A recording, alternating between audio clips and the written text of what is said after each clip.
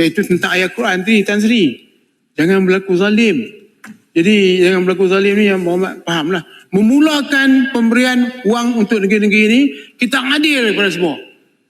Jangan kita mulakan bagi peruntukan tapi kita ada benda yang kita tak adil. Jangan kita bagi adil. Saya tak sebut zalim, saya sebut tak kena bagi adil.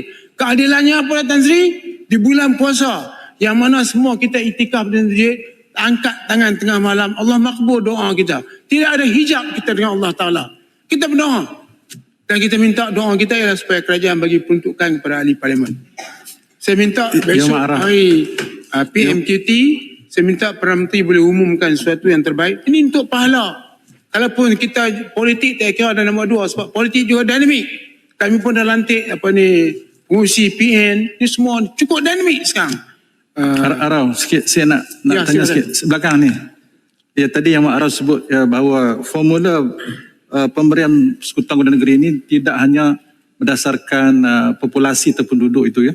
Jadi maknanya kita setuju bahawa RU ini perlu dilihat juga supaya kerajaan menetapkan tahap kemiskinan setiap negeri itu dan juga keluasan geografi itu juga sebagai dia kira sebagai formula untuk pemberian tambahan ini. Adakah Arab setuju gitu?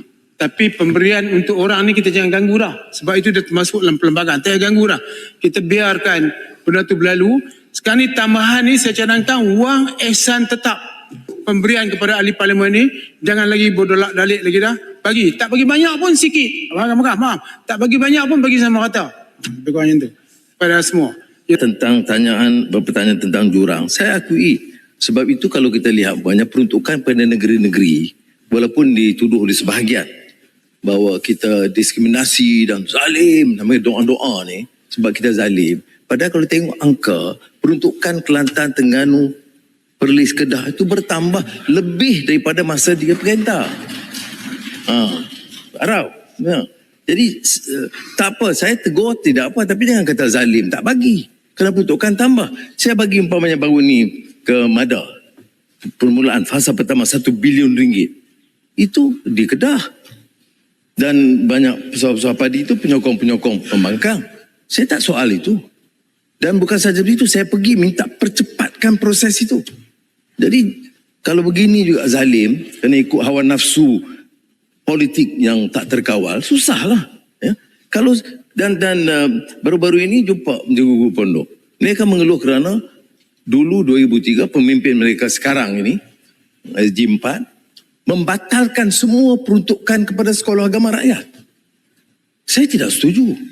Jadi tahun 2022, kita berikan semua balik kepada sekolah agama rakyat. Ya, yang zalim ni, yang disanjung dan dipuja ini, yang batalkan. Tapi saya renung tak cukup.